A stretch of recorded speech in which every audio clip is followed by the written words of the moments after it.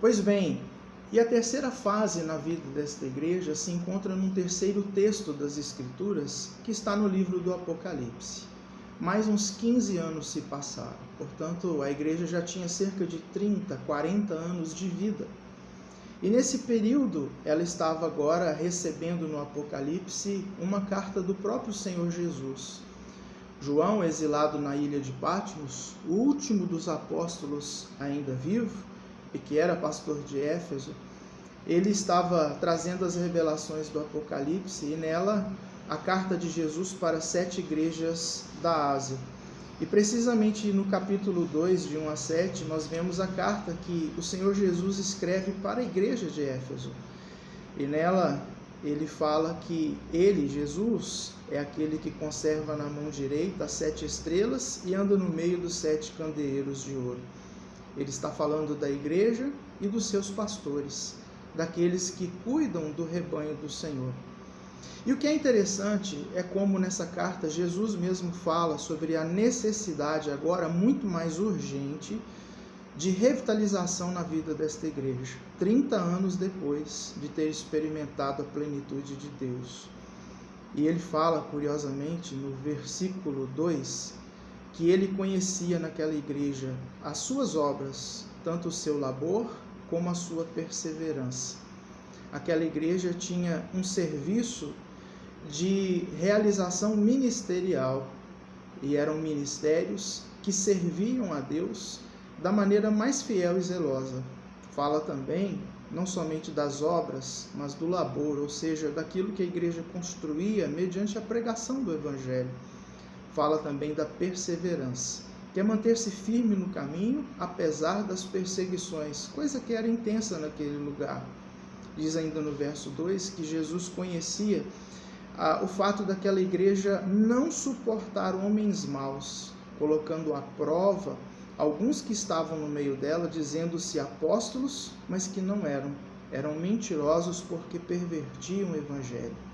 Havia então naquela igreja a perseverança, o ministério, as obras, havia lá também a fidelidade no que diz respeito às suas lideranças, a tentativa de purificar-se, colocando para fora obreiros mentirosos. Fala o versículo 3 que essa igreja também suportava provas por causa do nome de Jesus e ainda assim não se deixava esmorecer. Curiosamente, no versículo 4, Jesus diz: "Tenho, porém, contra ti que abandonaste o teu primeiro amor." E isso nos ensina algo tremendo sobre a necessidade da revitalização da igreja local. É possível ter obras sem amor. É possível uma igreja ter labor e perseverança sem amor. É possível ela ser zelosa na escolha dos seus líderes e não ter amor. É possível até mesmo pregar o Evangelho e suportar perseguições por causa da sua fé e não ter amor. E precisamente por conta da falta de amor, Jesus Cristo vem ter contra a igreja. E ele então traz uma palavra exortativa dizendo: "Eu estou contra vocês, porque vocês abandonaram o primeiro amor." O que é o primeiro amor? Muitas pessoas que fazem comentários bíblicos dizem coisas diferentes sobre isso.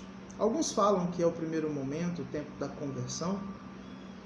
Outros vão falar que é a paixão pelas almas e o trabalho intenso da evangelização. Outros falam que o primeiro amor está ligado aos aspectos da santidade. Alguns vão dizer que o primeiro amor tem a ver com o resumo que Jesus deu da lei: amar a Deus acima de todas as coisas e ao próximo como a si mesmo.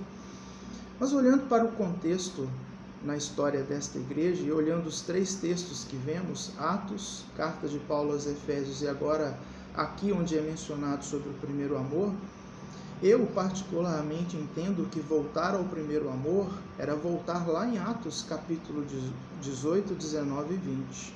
Voltar naquele tempo em que a igreja foi plantada e que ela experimentou com toda a intensidade e vigor uma vida cheia do Espírito Santo de Deus. Aquele momento em que ela forçou poderosamente as portas do inferno. Não só pela pregação fiel do Evangelho, pela demonstração do poder de Deus, pelo testemunho que os levou a evangelizar em toda a Ásia, mas sobretudo porque ela viveu por modo digno do Evangelho de Cristo Jesus.